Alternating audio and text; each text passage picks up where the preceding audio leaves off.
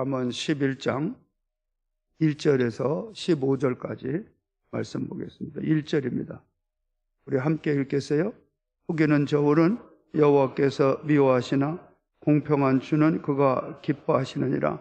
교만이 오면 욕도 오거니와 겸손한 자에게는 지혜가 있느니라. 정직한 자의 성실은 자기를 인도하거니와 사악한 자의 패역은 자기를 망하게 하느니라. 재물은 진노하시는 날에 무익하나 공의는 죽음에서 건지느니라. 완전한 자의 공의는 자기의 길을 곧게 하려니와 악한 자는 자기의 악으로 말미암아 넘어지리라.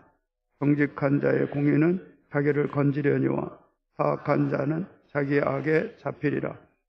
악인은 죽을 때 그 소망이 끊어지나니 불의의 소망이 없어지느니라.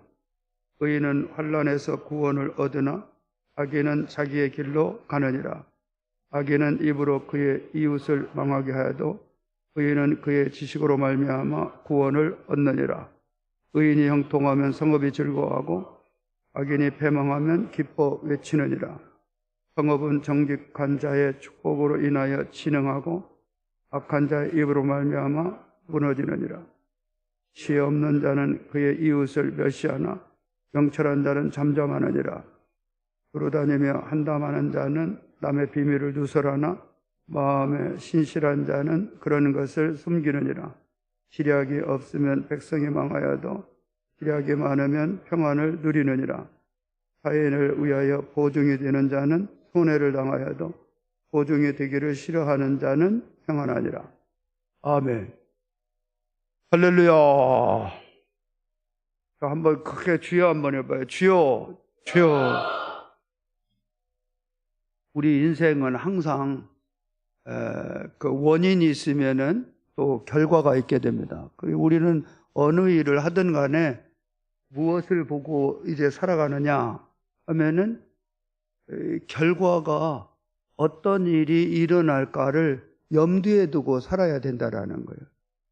선악과는 당연히 보암직스럽고 모금직스럽고 탐스럽잖아요. 왜 안 먹어야 되느냐? 결과 때문에 그렇습니다. 결과 때문에. 왜 우리가 독약을 안 먹느냐? 맛있고 달콤하고 아름답지만 먹고 나면 나한테 해가 되니까 안 먹는 겁니다. 일부러라도. 그럼 보약은 왜 쓴데 그거를 먹기 싫은데도 억지로 먹느냐? 먹고 나면은 결과가 좋기 때문에 보약은 일부러라도 억지로라도 먹고, 이 독약이라는 것은 억지로라도 일부러라도 그것을 먹지 않는다라는 겁니다. 여기에서 모든 신앙은 판가름이 난다라는 겁니다. 내가 주인이 되었을 때 열매가 있지 않습니까? 좋은 열매라면 당연히 내가 주인 노릇을 해야죠. 그런데 예수님이 주인이었을 때의 열매가 나쁜 쪽이라면은 왜 그분을 주인으로 모십니까?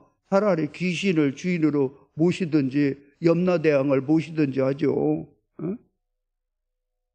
우러나오거나 그럴듯하거나 이것은 하나의 나의 판단력이고 사상이고 지식이고 경험이죠. 그러나 나의 경험이 중요합니까? 나의 판단이 중요합니까? 내 본능이 중요하냐는 거예요. 아니 결과가 죽게 생겼는데 왜 거기서 절벽에서 떨어지면 죽는 걸 아니까 일부러 안 가잖아요. 거기는 아름다운데. 예? 우리의 인생이라는 것은 내가 주인이었을 때 항상 본능의 열매는 무엇으로 드러나요? 불안과 두려움과 미움과 또 시기와 그 다음에는 항상 좌절과 낙심으로 이어지니까 이거 내가 주인 노릇 이게 그만해야 되겠다. 이게 지혜로운 사람 아니겠어요? 지혜가 뭔데? 분별력 아니겠습니까? 무엇이 선이고 무엇이 악이고 무엇이 사는 길이고 어느 길이 죽는 길인지 아는 자가 지혜 있는 자고요. 어리석은 자가 누구예요? 술 취하지 말라. 이는 방탕한 것이니 오직 성령 충만을 받으라. 분별력이 없는 사람을 누구라고 그래요? 어리석다라고 얘기를 합니다. 어리석다. 그러면 여러분이 잘 한번 봐봐요. 여기 앞에 가는데도 오늘 1절 보면은 자, 한번 1절 읽어볼까요? 속에는 저울은 여호와께서 미워하시나 공평한 추는 그가 기뻐하시느니라.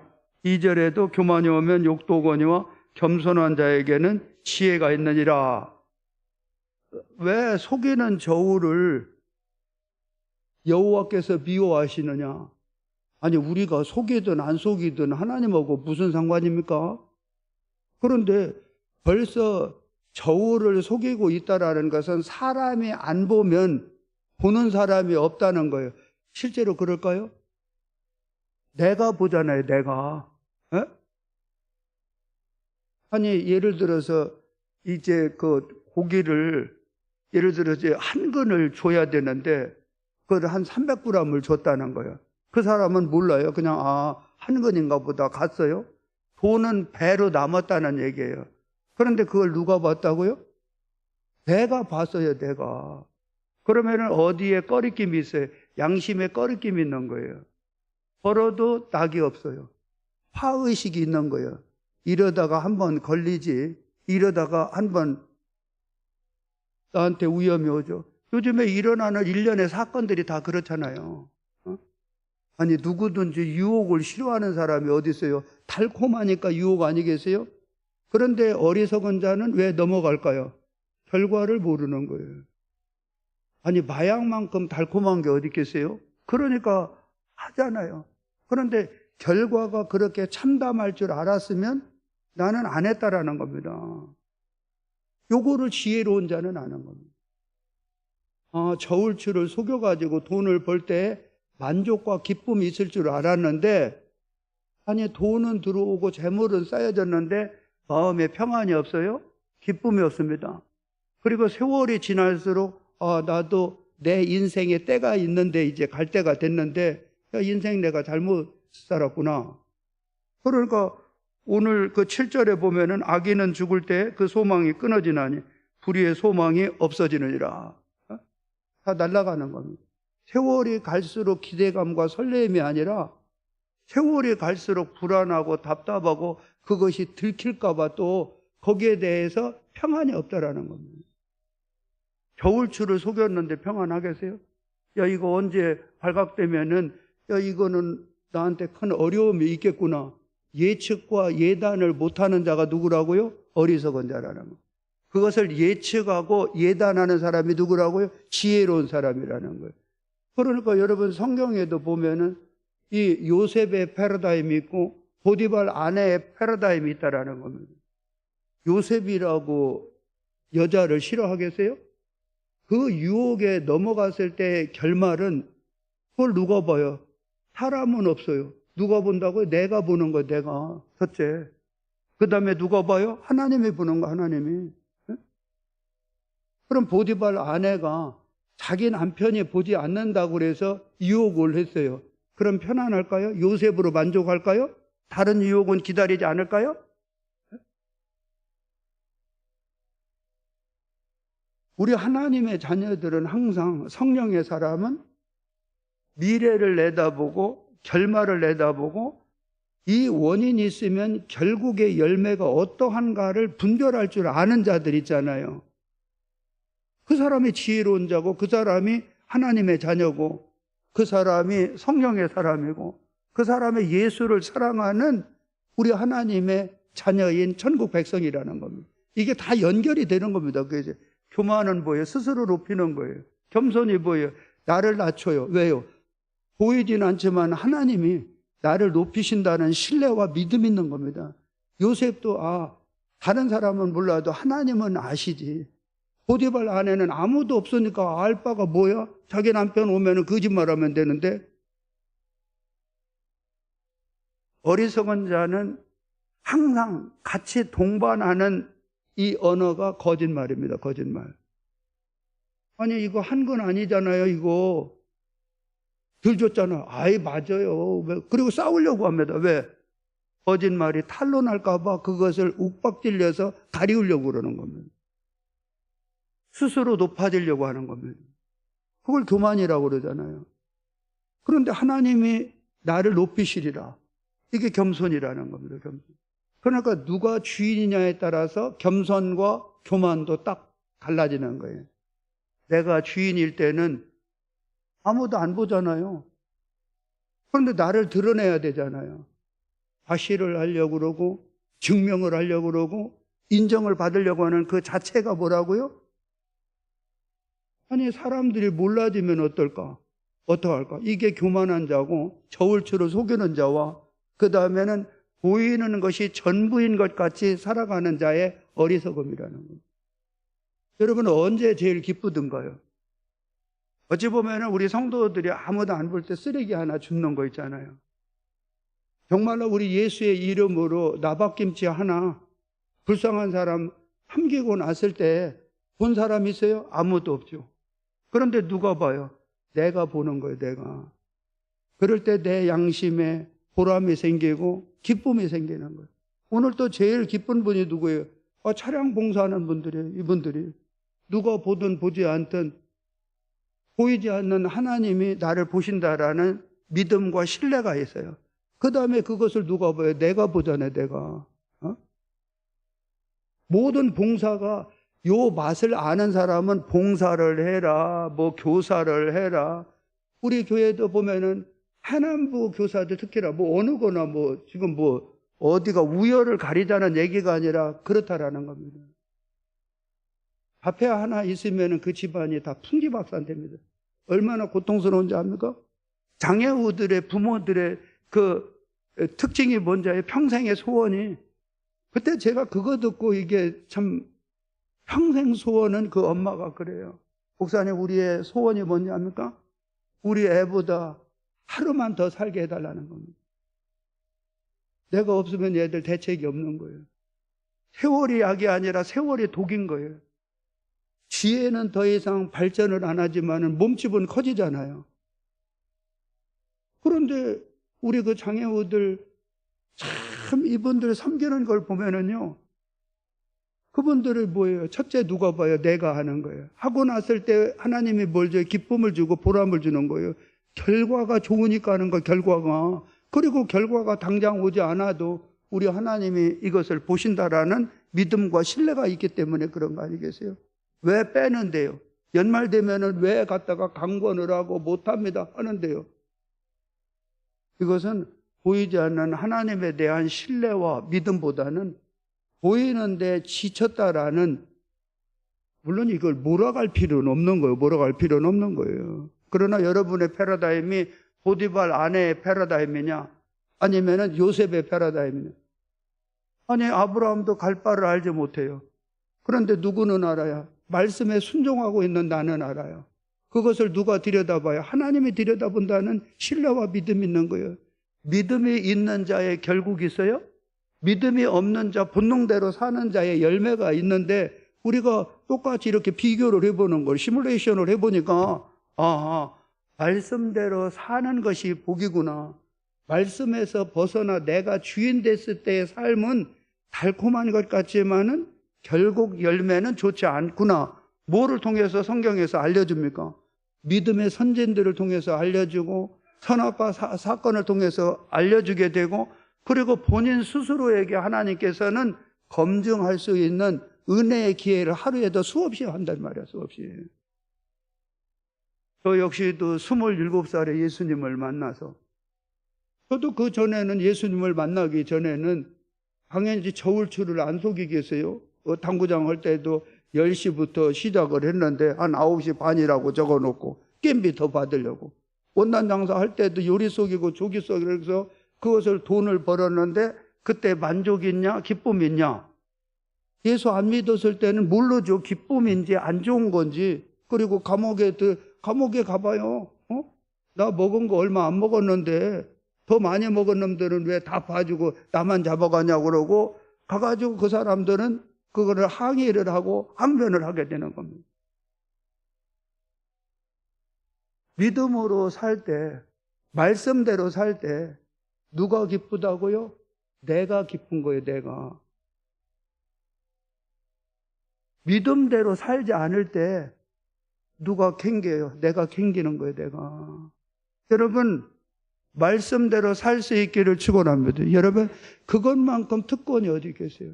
저는 요즘에도 항상 어디에 가든 간에 내 생애에 예수님을 만나는 것이 얼마나 행운이고 축복인가.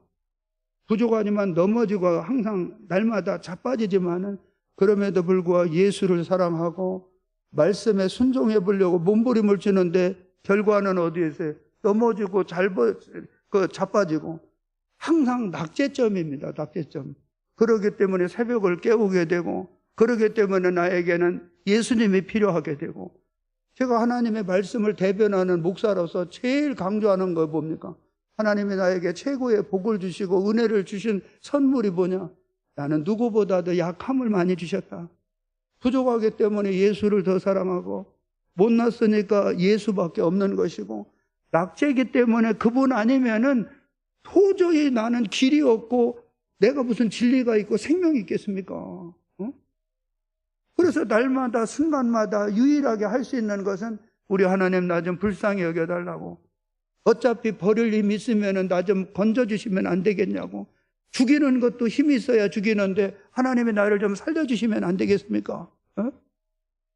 하나님 앞에 엎어지고 박박 기고요. 날마다 성령으로 충만함을 받고 본능대로는 말씀에서 멀어지기를 원하는데 그래도 억지로라도 걱정 안 하려고 노력하고 억지로라도 용서하려고 노력을 하고 억지로라도 한번 기도를 더 한 번이라도 해보려고 하고요. 억지로라도 주여라도 한 번이라도 더 외쳐보려고 날마다 몸부림을 치면서 여기까지 온 겁니다. 여기까지 저는 더 개인적으로.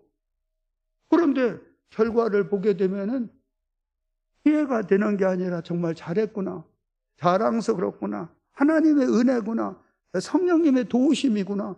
하나님이 나를 불쌍히 여겨서 약함이 많기 때문에 천사를 보내서 막아주고 열어주고 인도하고 보호하시고 지키셨구나. 이런 감정들이 수없이 일어나는 겁니다. 일어나는 거. 여러분 보이는 것은 사람이 보여요. 그러나 누가 보여요? 내가 보여요. 누가 보여요? 하나님이 보이는 거. 하나님이. 오늘 또 보이는 대로 본능대로만 살지 말고 말씀대로 살 수 있는 우리 하나님의 자녀들이 되시기를 축원합니다. 나를 낮추니까 결국은 하나님이 나를 높이고요. 걱정하지 말라면은 걱정이 돼도 안 하는 거면 왜? 그분이 하지 말라니까. 나보다는 뛰어나니까 하나님 아니겠어요? 나의 주인은 그분이잖아요. 그분 말씀대로 가는 거예요. 용서하기 싫어도 그냥 하는 겁니다. 껍데기라도 흉내라도 내는 겁니다. 왜? 그분의 말씀 아닙니까? 그리고 오늘 그 몇 절 하나를 보냐면은 여기 봐요. 15절을 한번 읽어봐요. 자, 읽겠습니다. 시작. 타인을 의하여 보증이 되는 자는 손해를 당하여도 보증이 되기를 싫어하는 자는 평안히. 제가 교회를 이제 목회를 하면서도 이 얘기를 사실 많이 했습니다. 돈 거래하지 않아야 되는 겁니다. 돈 거래를요. 왜 빌려달라고 그러고 왜 구워달라고 그러고 사람 무한을 주냐고 보증 서달라고 그러고. 아니 여러분들이 빌려달라고 구워달라고 하는 사람이 도대체 누구예요?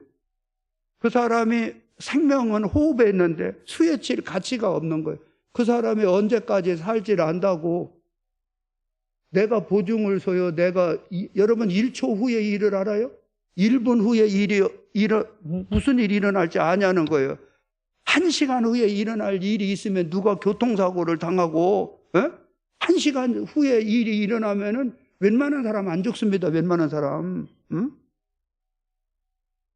그런데 어떻게 보증을 서주냐는 겁니다. 이 서달라는 것도 사람 한 장을 노릇이죠. 왜 무한하게 그래 무한하게.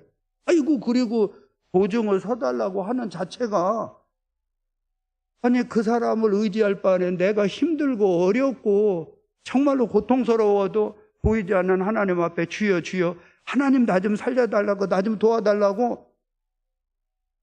이것이 아브라함의 패러다임이라니까요. 왜 남한테 돈을 빌려달라고 해서 무한을 주냐는 거예요. 무한을. 응? 그리고 여러분이 왜 보증을 씁니까? 보증을 쓴다는 것은 내가 내년에도 살 자신이 나에게 있다는 거거든요. 내후년에 내가 갚을 수 있다는 실력이 누구에게 있어요? 내가 어떻게 보증을 써요? 내가 보증을. 나도 보증 몇 번 섰다가 다 뛰었어요. 다 뛰었어. 금방 준다고 다 어디 감옥에 간다 뭐 간다 하면은 이게 목사는 믿음이 좋잖아요. 또 이 귀가 얇아가지고 아이고 그거 안 해주면은 막 큰 화가 있을 것 같다고. 그리고 인간관계가 또 멀어지잖아요. 끊어지잖아, 이거. 그거 얼마 문제가. 그러면 그냥 줘라. 그냥 줄 돈이 있나. 남한테 빌려가지고 내가 언제까지 현다 그랬대. 이것도 저도 다 이게 시행착오입니다, 시행착오. 집사님, 나 얼마 돈 몇백만 원만 해줘라. 저기, 목사님 그거 하시면 안 됩니다. 야, 그래도 어떡하냐. 이게 저도 이런 소리를 하면서도 그게 보통 어려운 게 아니야. 보통. 그래서 한 3번 정도인가 그거 하고 나가지고, 이거는, 물론 지금은 보증 서달라고 오는 사람도 없어요. 내가 뭘, 아예 나 아주 저기에서 내 간을 빼가라고 하든지, 쓸게도 우리 저기 잘 되는 칼 있으니까 그거 갖다가 이거 가져가라고 할 거니까. 그리고 그거 제가 이제 목사니까 이제 얘기하는 거예요. 그거 하지 말아요. 그냥 기도. 한번 따라해봐요. 주여, 주여. 그거 없으면 없는 대로 살고요. 힘들면 힘든 대로 살아요, 그냥요. 인간관계 복잡해지는 거예요. 그동안에 보증에 혹시 선분이 있으면은요, 풀 수 있으면은 푸는 게 낫습니다. 그래서 우리 담임 목사님 목회하면서 절대 보증 쓰지 마시오. 보증 쓰지도 말고, 하기야 이분이야 보증 서달라고 하는 사람이 혹시 있을 수도 있어요. 이게 오만 사람. 그거, 아이고, 그럴 때는 이렇게 하면 되겠습니다. 우리 담임 목사님한테 보증 서달라고 이렇게 우는 분 있으면은 우리 원로 목사님 큰 부자다. 그러니까 우리 원로 목사님은 그분은 건강해가지고 쓸개고 간이고 아주 싱싱하니까 우리 원로 목사님한테 보증 서달라고 그러면 그분은 참 잘 서준다. 일단 나한테 다 보내라고. 다. 그러면 안 서준다, 뭐 한다 할 거 없습니다. 아멘. 예. 안 서준다고 그러면 인색하다고 그러고요. 서운하다고 그러고요. 그것도 못 믿느냐고 그러고 할 거 없어요. 우리 원로 목사님은 보증을 잘 쓰시고 그분은 그렇게 이렇게 저한테 다 딜리버리라. 다 넘기라는 거든. 그러면 제가 알아서 잘 보증을 잘 서드리도록 그래 하겠습니다. 이거 하지 마십시다. 기도하겠습니다.